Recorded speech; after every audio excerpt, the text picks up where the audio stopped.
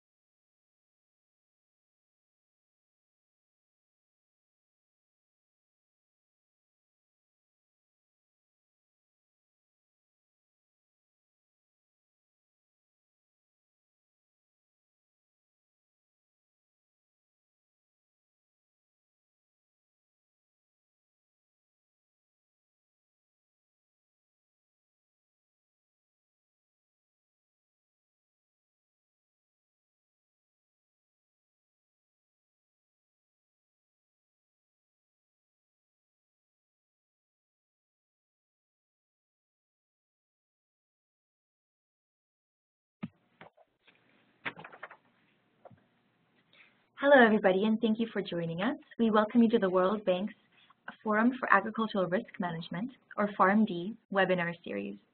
Our speaker today is Dr. Pramod Agarwal, Regional Program Leader, South Asia, of the CGIAR Research Program on Climate Change, Agriculture, and Food Security, or CCAPS.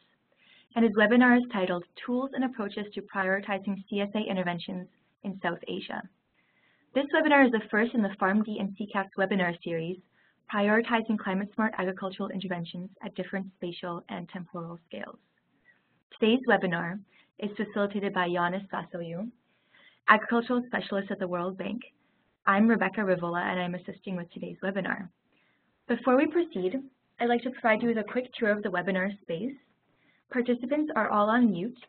If you need to connect with the facilitator or me, please send your question through the chat box feature, which is found on the right-hand side of your WebEx screen. The last 20 minutes of our time together will be a Q&A session with the presenter. We encourage you to ask questions through the webinar.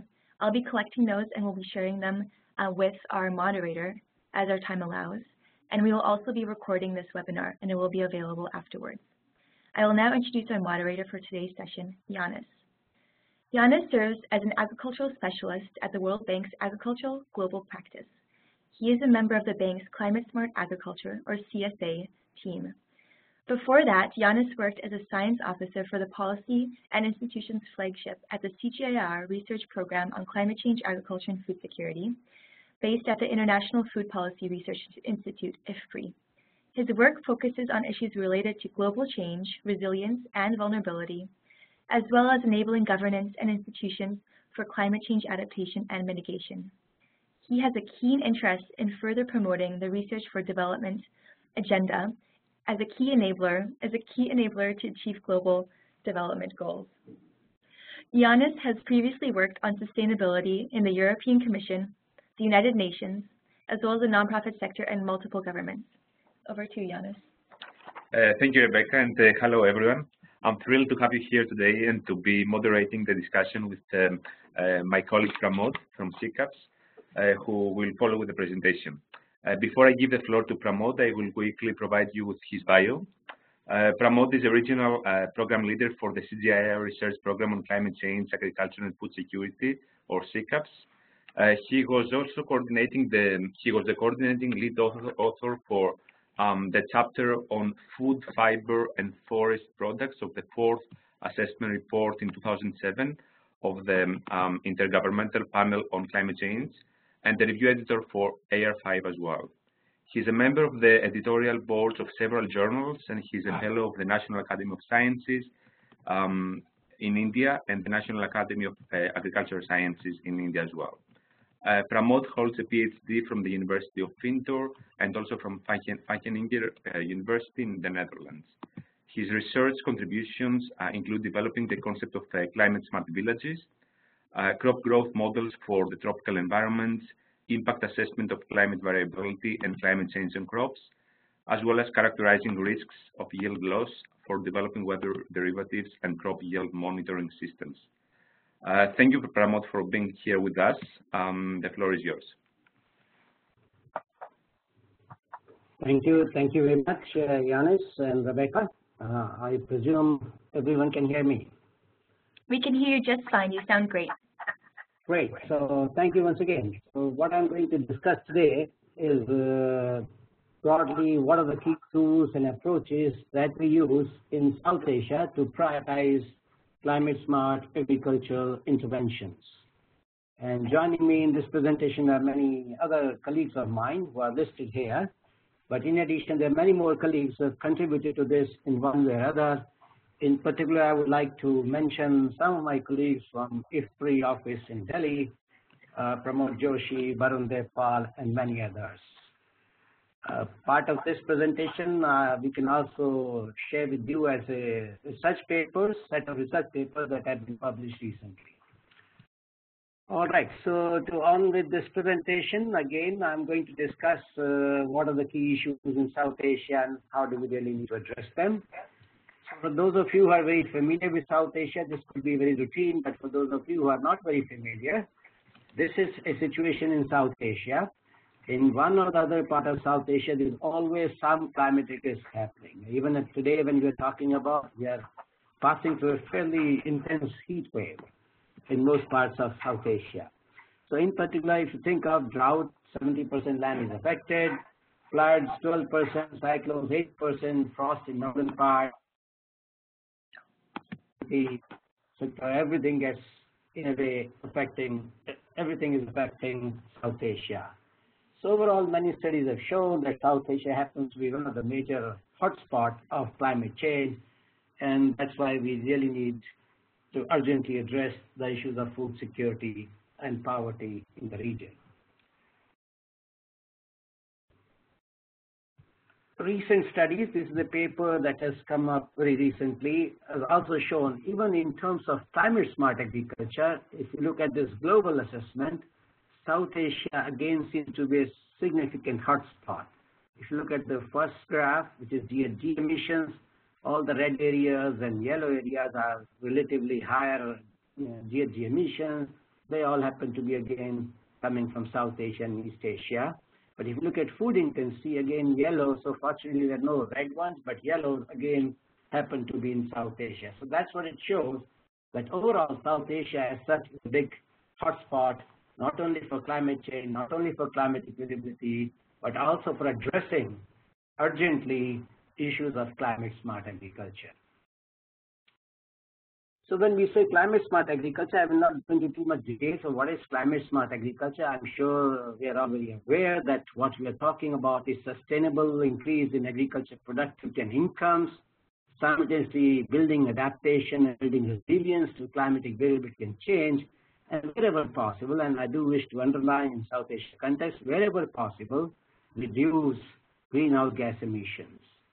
But having said that, there are a large number of interventions which potentially qualify to the CSA. So decision makers at any given time are fairly confused at what exactly we should be prioritizing. And when there's so many researchers doing research and approaching policymakers, other stakeholders, they get thoroughly confused because everybody tries to sell his or her own work. So what is really needed is somehow to prioritize.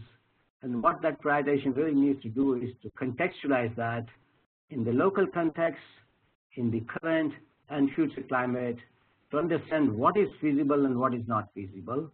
And if it is feasible, what will be the costs and benefits of this? What sort of environmental implications, whatever intervention they're proposing will have, whether what we are proposing is acceptable to society or is something which is not acceptable for a variety of reasons, and do we have business model for what is being proposed. So there are many issues that we really need to consider in order to prioritize. So to do that, in South Asia, we are following several approaches, although I'm saying South Asia because I'm just trying to present the work that our group is doing here right now, but in general, these tools are applicable anywhere. So there are three major approaches that we are using today. So first is farmer scale. So farmers' own choices, that what exactly they would like to do. So how do they prioritize and how do we try to facilitate that decision? Second is subnational scale. So it's an indicator-based approach, relatively straightforward on indicators of CSA, and then how do we decide what is good or bad. When we go to increasing level of complexity from here, go to subnational to national. So you see, we're talking of different scales. But as we move forward, we need tools that can link biophysical attributes of land with socioeconomics of interventions. So decision support systems that can help policy decisions. This again has two approaches. One is a relatively simpler CSA indicator-based approach. It's sort of a relatively more complex than what I was talking earlier, and fairly detailed approach with this multi-objective optimization of land use. That's the ultimate that we're trying these days, which helps policymakers in deciding how exactly they should use their investments. So let me quickly move on. I'll try to illustrate some of them with a few examples of what is being done and what constitutes them. So farmers' participatory planning and prioritization is a relatively simple process, but yet very crucial because that feeds into even more complex models that we're talking about. So ideally what is done, as we are all very familiar, we do focus group discussions, we do a lot of choice experiments with farmers and farming groups, and help them in making decisions about how to prioritize. So a set of technological interventions is discussed with farmers, that what is feasible, what is not feasible, what will be the consequences of this, especially in terms of income, in terms of yield, and in terms of labor requirement, which are the key issues for farmers in this part of the world. And this intervention is not only what they are practicing, but what scientists and others believe would be very useful in that region. So on your right-hand side, you see a graph, which is a number of interventions, which we discussed here with a group of farmers. And there are two methods. One is scoring method and one is bidding method. In scoring, farmers simply prioritize what is good for them. So all these blue bars show that where farmers are interested. For example, if you look at the right-hand side, WA means weather advisories, CI means crop insurance. So farmers are very interested in these as well as in many others, but they're not so much interested in things like integrated nutrient management or leaf color chart as much as they are interested in weather information.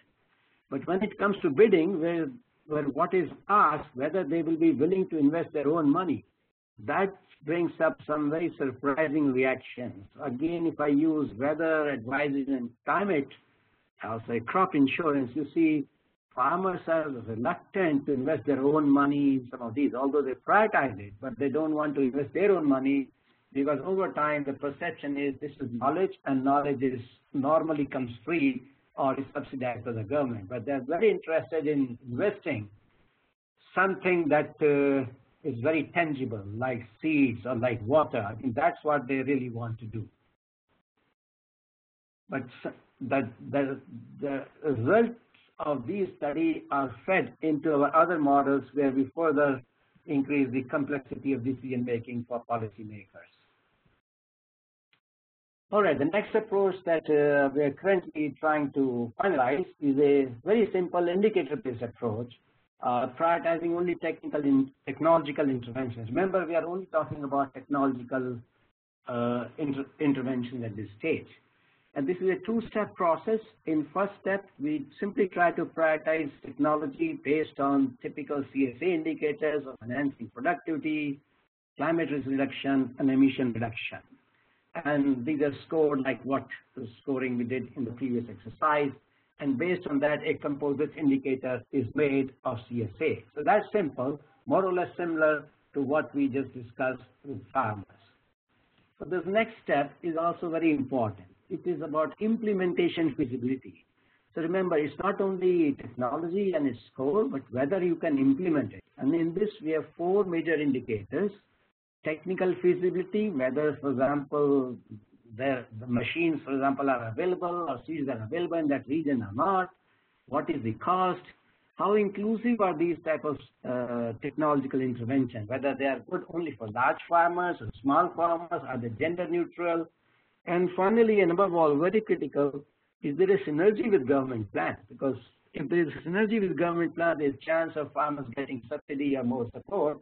Otherwise, there is a relatively less choice. So we, again, try to score them. And this is largely done with the more informed stakeholders like government officials and NGOs. So together with them, this is done. And so this is the second step. Finally, we get scores like this. I will not get into numbers, of any of these at this stage because time will not permit us. But so we get scores of 0 to 5 for each of the intervention that we are interested in, for CSA indicators and also for implementation indicators. And if you plot them like this, so in this 4-quadrant figure, you can easily identify from this group what is high priority and what is high feasibility. So the right-hand topmost corner is something that is most desirable. And what is on the other side, low priority and low feasibility, is something that one can easily ignore. Often that one can call that's common sense as well, but it brings some sort of a quantitative framework for more informed decision.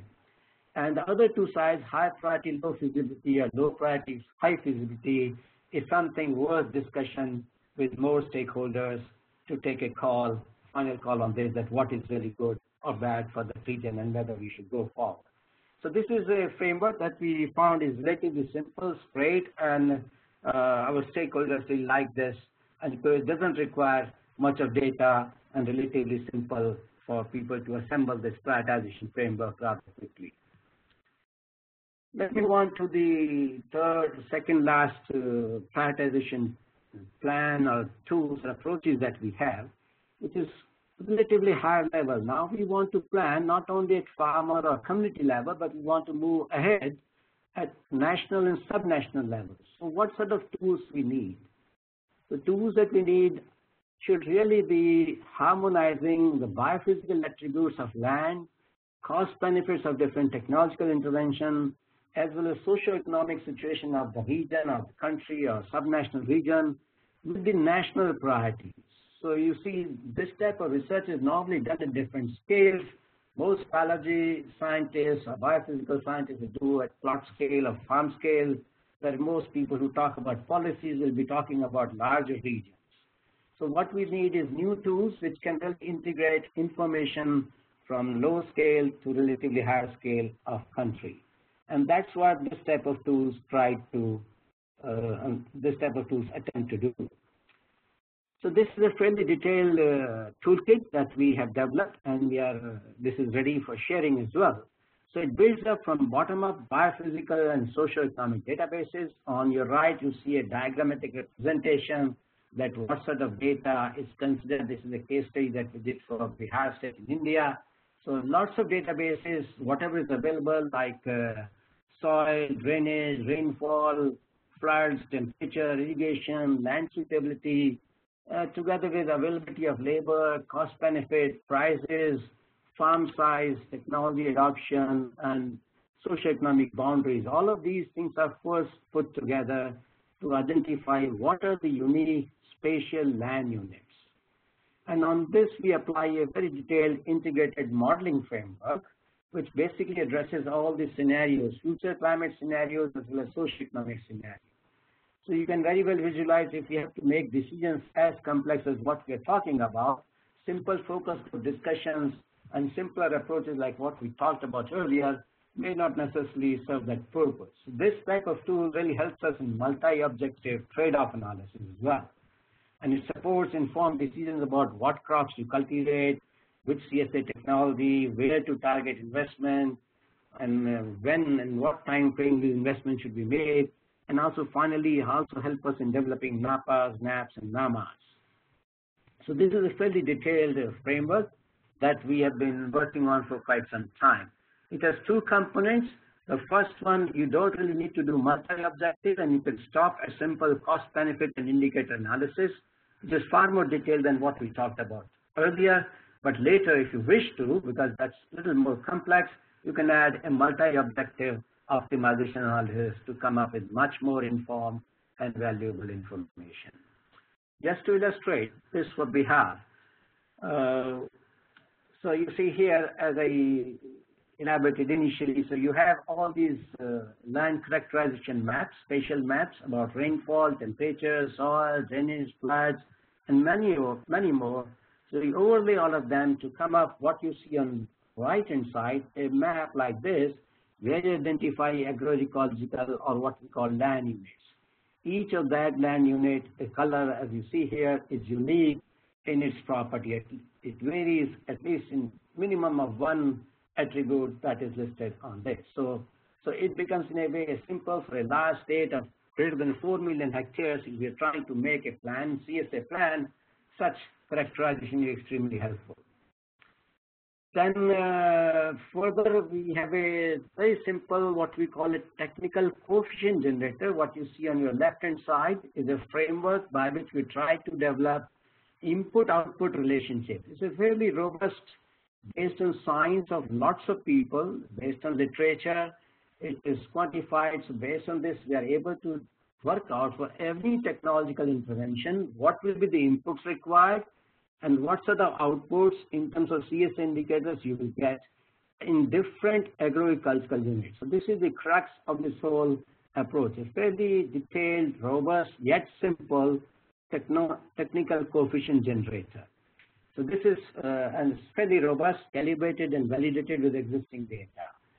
And then next step is you construct a set of technology interventions that you think is feasible, the information that comes from previous exercise like discussion with farmers and other stakeholders.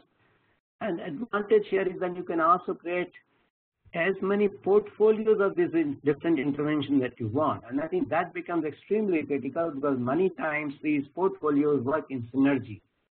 So what you see here, what is labeled on in the top line T1 to T10 is basically different portfolios of interventions which you see as picks for different interventions. So I will not have time to get into details of any of these things, but later if necessary we can get into this discussion.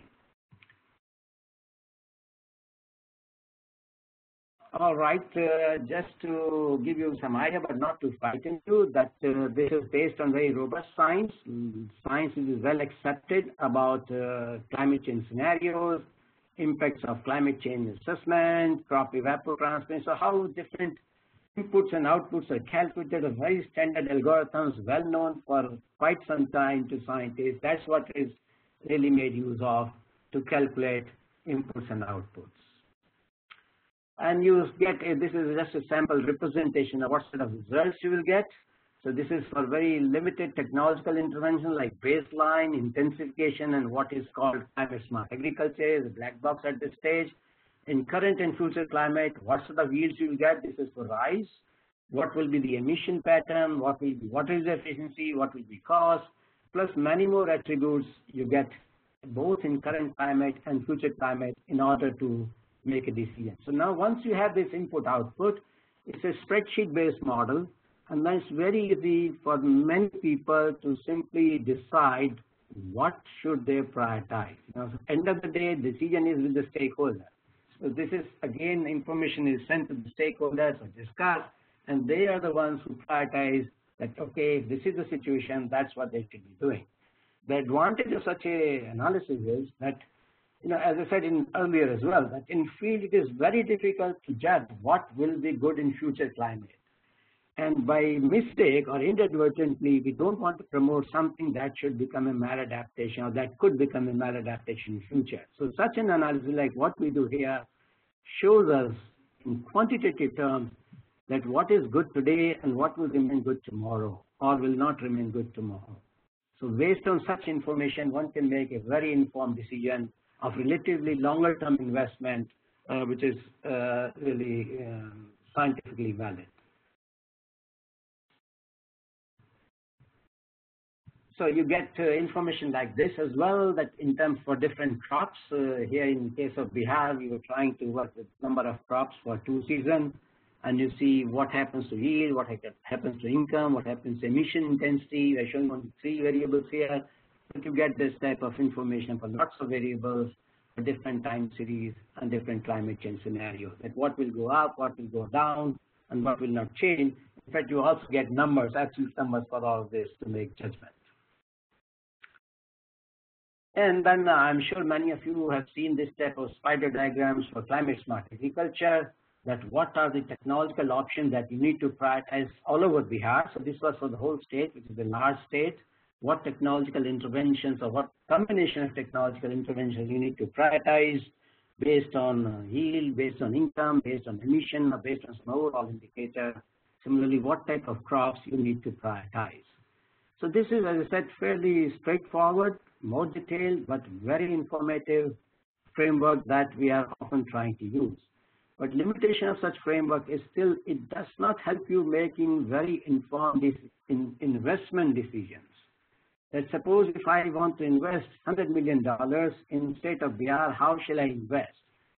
So to do that, you have to go just a step forward from this. I don't have a ready example to show at this stage, that you just need to link up with a multi-criteria optimization algorithm and put some of these information, but this is the cracks of the information. And then you put some of the state goals, some of the regional constraints, and it throws up all types of solutions that you wish to explore. So that's the final ultimate one. That's very important and very useful for our stakeholders. End of the day, you also get, for example, if you see here for different districts, Bihar state consists of, I think, 33 districts. So for different crops and different technology, you can get where to prioritize which technology and which crop. So you can see most of the time the model is suggesting that we need to prioritize technologies which are higher because obviously they're much more efficient as well, which crop to focus on and which crop not to focus on.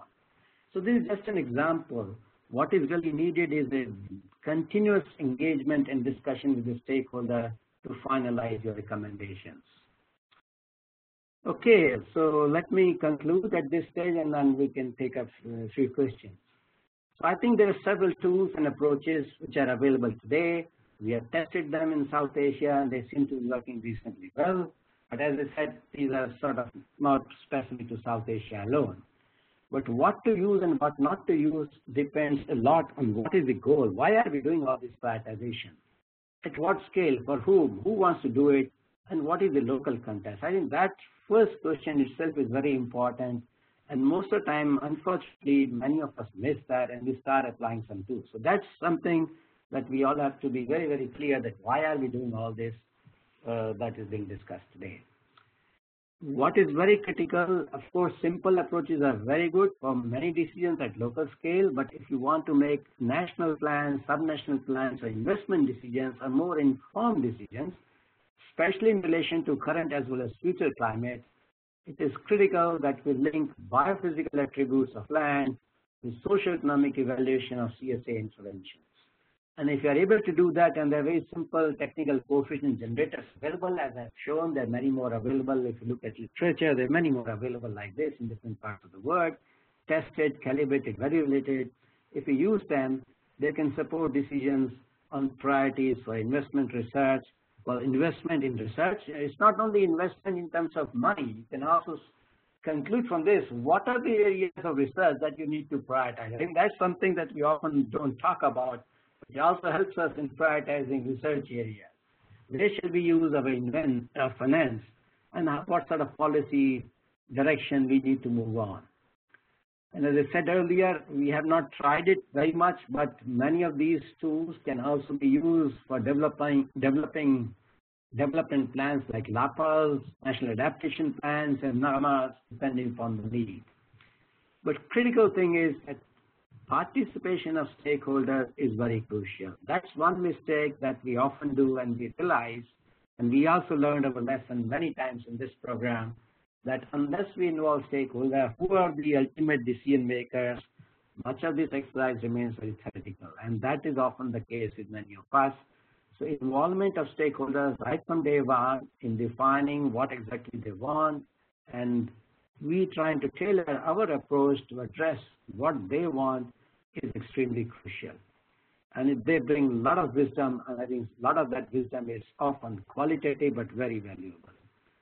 And final point is, as I said, that this work we invested in South Asia, the point that I've been making again and again, there are big opportunities for us to learn from each other. Later in the series, you will also hear seminars from our other regions where different types of tools have been addressed. So there are big opportunities for all of us to learn from each other. Thank you very much. That's all I have to say. Wonderful. Thank you so much, Dr. Agarwal, for that fantastic presentation. Thank you for sharing your lessons with us. We're now going to move into the Q&A portion of this webinar.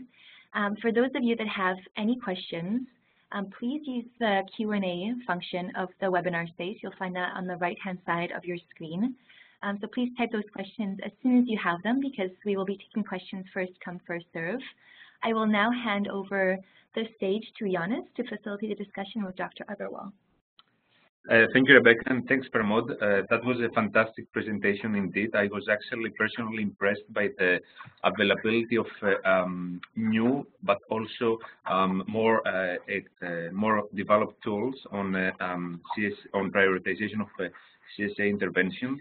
And I was actually very interested to go through those tools and understand that they exist tools across scales. From farmers to subnational to national and regional scale as well.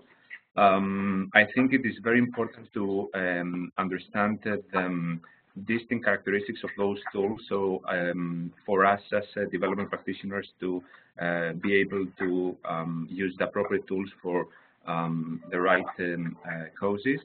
And my first question, if I may ask, obviously the countries, they have submitted by now their INDCs out of the UNFCCC process. And as CCAPs and other institutions have shown with their analysis, agriculture and climate smart agriculture in specific has been included in most of the INDCs. So what we have been observing over the latest few months, many countries are now progressing into designing their implementation strategies of their INDCs. And more specifically, under the current climate change action plan of the World Bank as well, the bank has committed for developing a certain number of climate investment plans till 2020. So my question would be how you see the applicability of some of those tools in helping our countries in designing first strategy, but also implementing their INDCs. So shall I address it now, or do you want me to take many questions together? I don't know. What's the format? What do you prefer, Pramod? Would you like a couple more? I can go ahead with this, and let's see, depending upon the question. Okay, wonderful. So, we do have questions coming in from the audience, so we'll get to those next. I think this is a really good point, that most countries have submitted their INDCs, and how can we use some of these tools to address them? So as I said, involvement of stakeholders is crucial, and here first we really need to understand whether is agriculture a critical part of INDCs. So I think that itself will rule out lots of INDCs. We have to understand that. Second part, in agriculture, what is the key focus in INDC? Is it adaptation or only mitigation or both? Most of the time it is both, but there could be some where adaptation is the only focus. So either case, this type of tools can really help us understand what should be a plan. How do we really implement what is proposed in INDCs? But having said that, it's not going to be simple and straight, that is ready and that you come and sit in front of computer and get your answer in a day. So what would be needed? Construct a small group of people who should be able to understand this, who should be able to understand some of these tools, and they should be able to implement that in maybe about a month's time, and they will be able to come up with a plan that can start discussion. But sure, the short answer is yes, tools are very capable. Okay, great. Thanks so much, Pramod, for that answer. We have a question from Nia TV, and the question is, what approaches can we use to bring policymakers and farmers to the same table to discuss CSA issues such as scaling up? And then I'll give you one more question right now, if that's okay. We have another question from Wagayehu, and this question is about youth unemployment. So Wagayehu asks, nowadays youth unemployment is becoming a serious problem for many countries in Africa. What do you think about including job creation potential of CSA in analysis and prioritization? It is a very interesting one. All right, what approaches we can use to bring farmers and policymakers together? So there's a number of ways we can do it. I'm just thinking loudly. First, there are many forums already available where such discussions are possible in different countries. I'm sure I know more in South Asia, but there are lots of forums where farmers and policymakers come together occasionally, not very frequently, to discuss this. I think those are some forums where we can discuss this. But also in the context of CSA, what can be done if we come up with information that this is the CSA priority for farmers and how it gels with national plans, like what was asked about INDCs, which is more related to policymakers. And if we can try to harmonize that what is good in INDC, what we need to implement in INDC is also what farmers want or do not want, I think that type of discussion is extremely helpful. But if we can come up with some data to support for such discussion, I think that will be extremely useful. The second part is job creation potential of CSA. To be honest, I'm not very sure. I have not given much thought to this. This was not really directly related to the topic, but nevertheless, that's a very interesting point. If I try to address it, you see there's some specific issues in CSA, in particular about knowledge management. For example, ICT applications in agriculture is being talked about a lot, that what we can do with ICT these days. Only other day I realized there are lots of WhatsApp groups which are coming up and which are becoming dummy extension agents. The mobile-based extension, there's so many extension methods that are becoming available. Right? And similarly, insurance. In South Asia, insurance is really being talked about a lot. Big investment is being made. All of these cannot be implemented well unless there are some people in between who can translate what is being talked about at a higher level and translate it to the level of farmers. So I think there's a big potential for job creation for youth because they're relatively more interested in some of these tools, they need more knowledge, but I think a business model still needs to be created for that.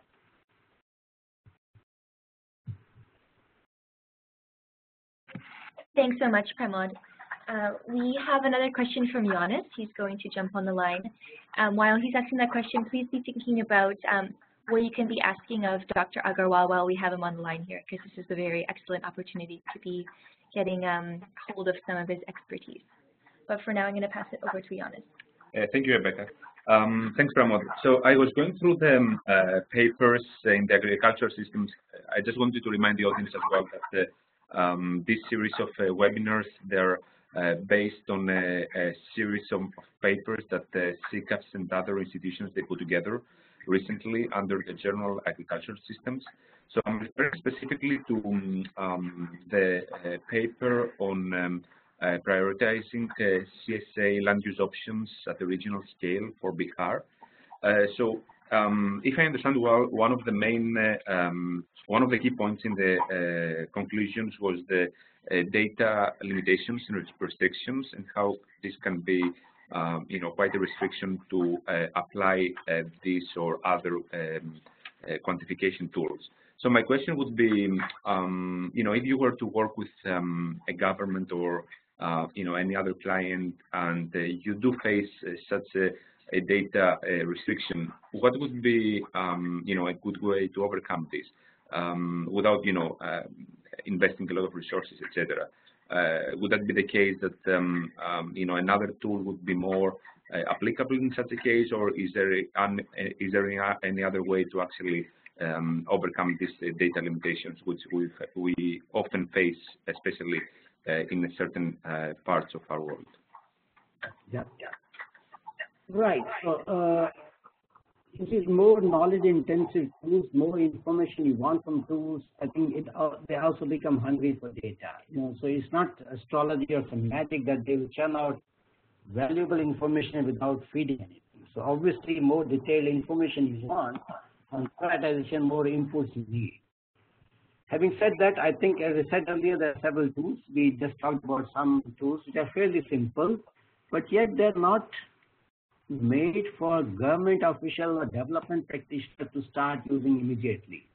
In the sense, what I'm trying to say, it's not an app. It's not an app that you can download and you can start using. These have to be done in consultation with scientists, some of the informed scientists who have to put this database together, which is very routinely available. Data is simple, available, but somebody has to collate that for the region. We have done it for, let's say, Bihar state, for example, the example that I showed.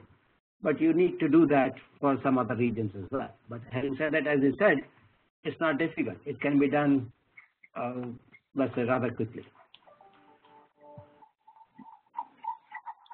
Great, thank you, Pramod. We have two questions that have come in from Natasha. And her first question is, she says, this framework looks sensible as an approach.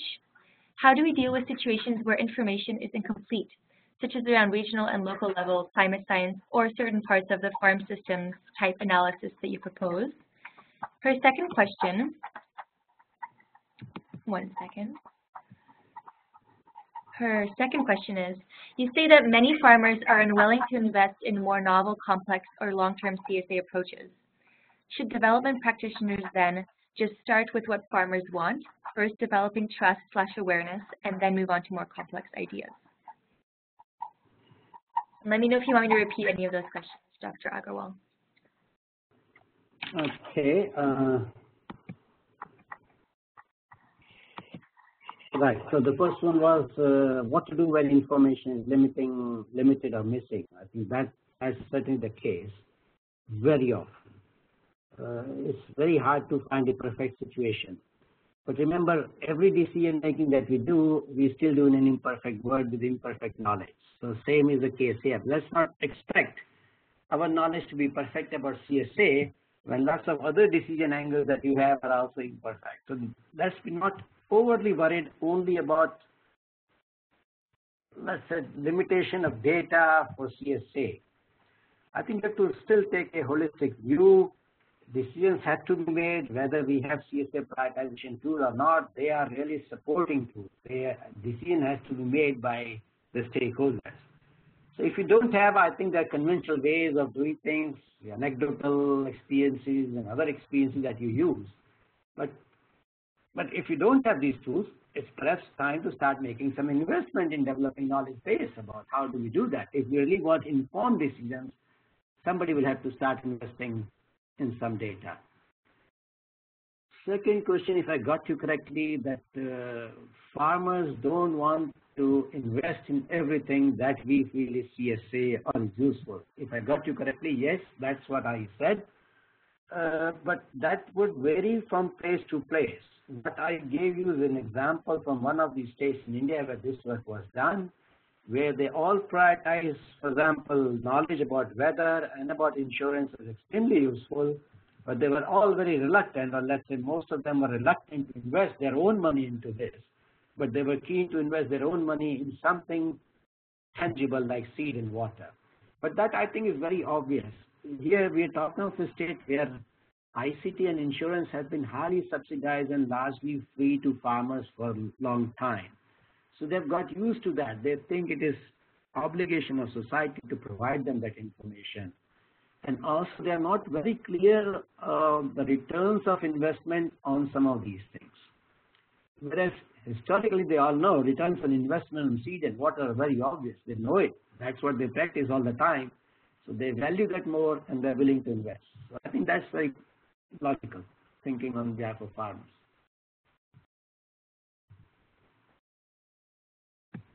Wonderful. Thank you, Pramod. We have another question. I'm just accessing it in the chat box function. This is a question from Amasa. In one of the slides, you had a table showing decrease in yield but higher income.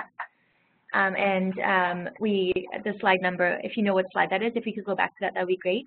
And the request is for you to elaborate on that slide where we see the decrease in yield but higher income. And are you talking about off-farm income? That's the first question, and then I'll give you the second one after we go to that. Do you remember what slide that was, Dr. Agarwal? But I don't think we need to go back to the slide. I can address it, but do you want to go to the second part as well? Sure. So the second part, does CSA extend beyond harvest? For example, storage facilities. Yeah. So let me address the first one without going back to the slide, because I don't want to spend time tracing that slide. But that's often possible because income is net result of imports and outputs. So yield is always going down, but perhaps the cost of producing that yield has further gone down. So it all depends, So your income may still go up if your cost of imports has gone down, which can often be the case, depending upon how you have conceptualized what is climate smart agriculture. That's rather simple. The second part, I think, is an extremely useful one. The CSA extend beyond harvest. In this particular case, we have not considered anything beyond harvest at this stage. But you are absolutely right. CSA actually is for the whole value chain.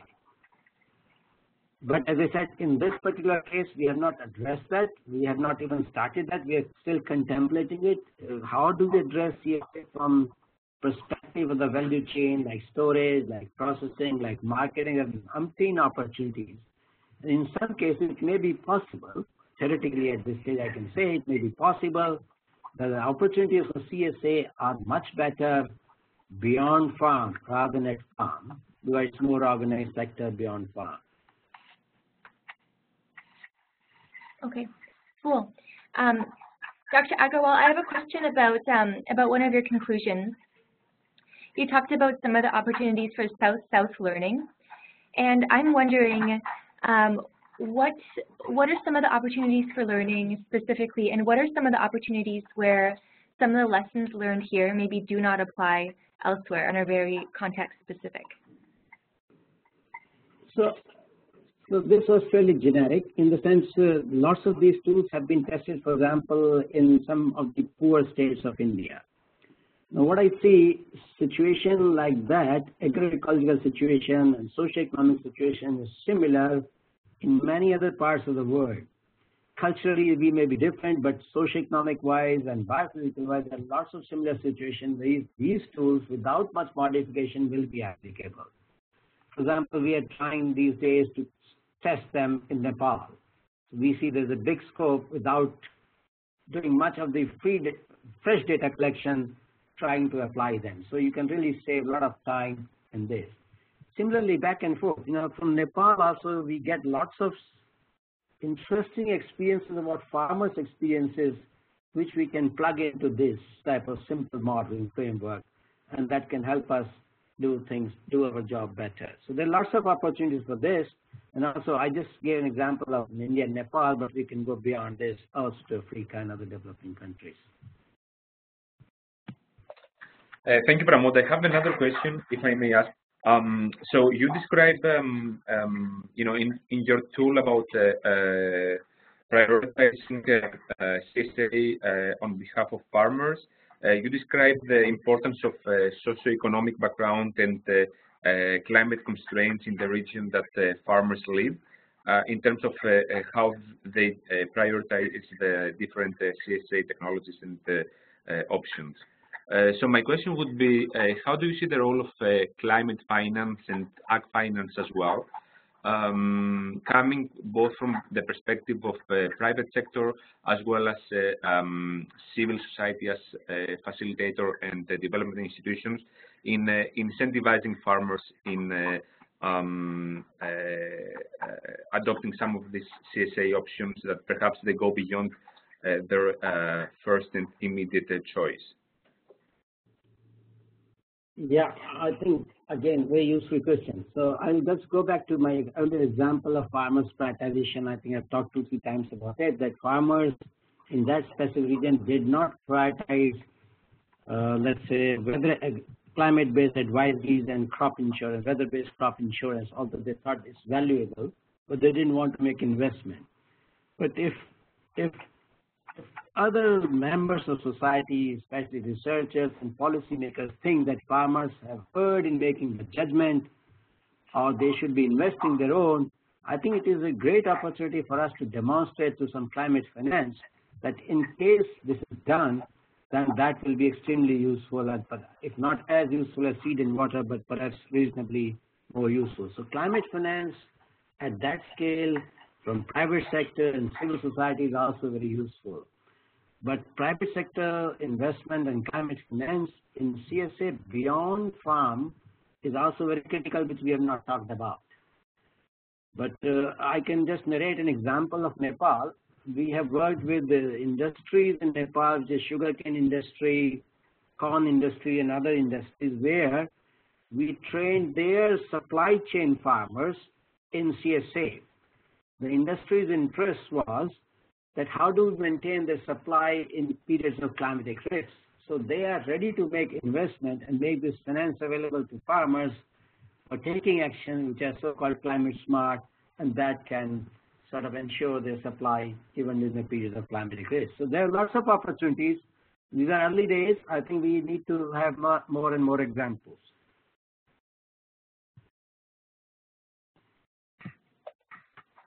Okay, thank you. And I have a last question, and we invite again the audience to type more questions as well. I think the main distinctions between the tools that you have been developing and proposing is the tools that they deal more with the quantification side and the tools that are more on the qualitative side. So how do you prioritize between those two different categories? What do you see how do you see those tools to complement each other? And do you think they always have to be implemented together, or would you go for one option given certain needs? Yeah, I think this is very interesting. So let me say yes, this is very important as well. So how do we decide what is good or bad? So it also depends what is the information need. So if the information is qualitative or quantitative, I think that's the first level of question that you have to ask yourself. What do you want? As I said, if there's many approaches, and if you still see the conclusion slide, that's the very first point. You have to be clear, what do you want from this type of tools?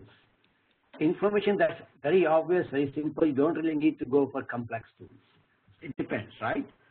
So if you want a simple qualitative answer, yeah, go ahead for very simple approaches in qualitative. But if you want an investment plan for a region, blah, blah, blah, that type of detail, how much investment I should make, which should not lead to maladaptation in future, to ensure protection of this, to create livelihood like this, I think that's a quantitative question that you're asking, and you need much more informed quantitative tools. And that also leads me to the second point that you asked, when to decide whether to use both approaches together or in isolation. So I would say if you need more complex information, they always need simpler information as well. For example, in this developing input-output relation for technological interventions, how do we shortlist what technological intervention we should be developing more details is based on farmers' initial prioritization. What farmers prioritize out of 50, 20, 30, they prioritize 5, 7, 10. So that's when we get into more detail and discussion in more quantitative one, right? So it's complementary, not really competitive, but it all depends what sort of information you're asking and for whom. Wonderful. Thank you so much, Dr. Agarwal. If we don't have any more questions, we'll probably wrap up a couple minutes early.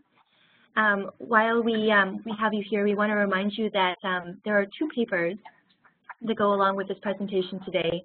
So when you send our follow-up correspondence with the recording of this webinar, we will include the links to both of those papers.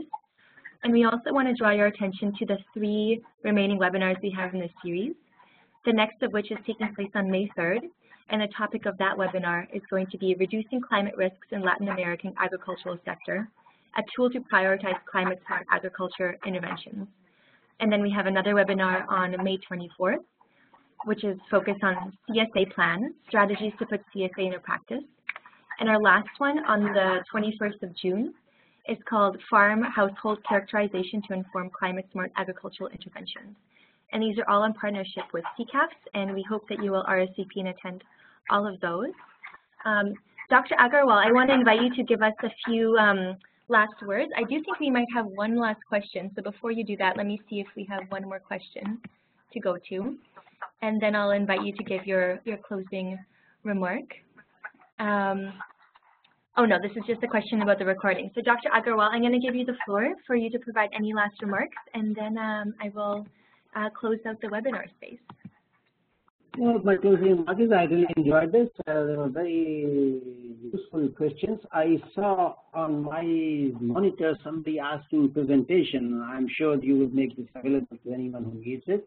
And I'm also available for any further discussion, guidance, or any other support that you need, or any other critical point that you have. I am available. So please do share my email address. This is work in progress. I think there are many more developments happening. It's an exciting time, and we are looking forward to work very closely with many of you. Thank you very much.